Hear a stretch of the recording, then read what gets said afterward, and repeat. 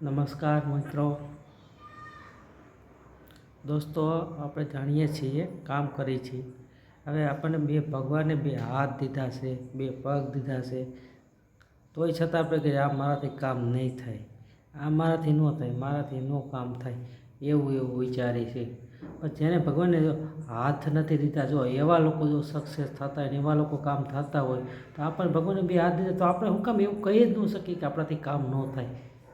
હું તમને એવું આગળ બતાવવા માગું છું કે જો મારા પાસે એવા વ્યક્તિ છે કે જો એને હાથ નથી પણ કામ કરે છે, કામ કરે. આપણને એમ થાય ગર્વ થાય નથી કે એ લોકો કરી શકે, આપણે કેમ ન લખે કે થોડોક જાગો ગ્રાહો. આમનું રહેશું તો નહીં હાલે, થોડુંક જાગવું પડશે અંદરથી. જો આવા લોકો જો કામ કરતા હોય તો આપણે જિંદગીમાં આપણને એમ થાય કે આ ધિક્કાર છે, કે જિંદગી નકામી, આપણાથી જો કામ ન થાય તો શું કહેવું, કરવું જ પડશે કામ. કોઈ એવું ન કહેતા કે આ કામ નહીં થાય. જો આવામાં હું તમને એવો વિડીયો બતાવું છું.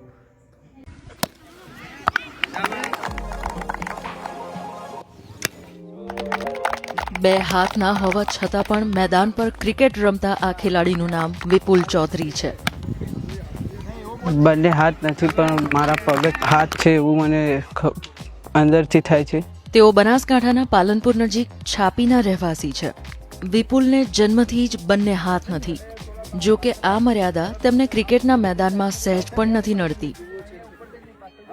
હું છાપી ગામનો છું અને 5-6 વર્ષથી ક્રિકેટ રમું છું. બોલિંગ, બેટિંગ અને ફિલ્ડિંગ પણ કરી શકું છું ક્રિકેટમાં. પગથી બોલિંગ કરું છું, કેચ છાતી પર પકડું, ખાઈ શકું છું, લેસન કરી શકું છું, ઘરનું અમુક કામ પણ કરી શકું છું. જે દિવસે વિપુલને અમે અહીંયા ગ્રાઉન્ડ પર જોયો તો મને એવું લાગતું હતું કે બે હાથ વગર તો ક્રિકેટ કેવી રીતે રમી શકે આ છોકરો. પણ જ્યારે અમે એનો ટ્રાય લીધો, એને અમે બેટિંગ કરાવી, એને કેચ પકડ્યા, ફિલ્ડિંગ કરી, તો લાગતું જ નહોતું કે આ છોકરો આવું કરી શકશે. તો ખરેખર એક આ કુદરતી બક્ષિસ છે એના અંદર. બચપનથી જન્મથી એને આ તકલીફ છે, પણ ક્યારેય અમને કે અમારા પરિવારને ક્યારેય એવું નથી લાગ્યું કે એને આ તકલીફ હોય. એ જે સામાન્ય માણસ કામ કરી શકે એ બધા જ કામ એ કરી શકે છે. એ પગ વડે લખી બી શકે છે અને બોલિંગ, બેટિંગ પગ વડે બોલિંગ બી કરી શકે છે. અને તમામ વસ્તુ એ આપ જોઈ શકો છો વિડીયોમાં કે સારી રીતે કરી શકે. એક સામાન્ય માણસની જેમ. અમને ક્યારેય એવું નથી લાગ્યું કે એના બંને હાથ નથી, એવું ક્યારેય આજ સુધી ફીલ નથી થયું. એને જોઈને અમને બી મોટિવેટ થઈએ છીએ અમે કે અમે બી કંઈક કરી શકીએ છીએ આનાથી બી સારું. જો એને હાથ નથી તો બી આટલું કરી શકે તો બીજાને આના જોડેથી શીખવું જોઈએ. ક્યારેય જિંદગીમાં હતાશ ના થવું જોઈએ અને આગળ વધવું જોઈએ. હંમેશા જે બી ભગવાને આપ્યો એનો આભાર માનવો જોઈએ અને ખૂબ મહેનત કરી આગળ આવવું જોઈએ. હાથ વગર પણ ક્રિકેટ રમવાની વિપુલની આ ધગશ તેના જેવા અનેક વિકલાંગોને પ્રેરણા આપી રહી છે.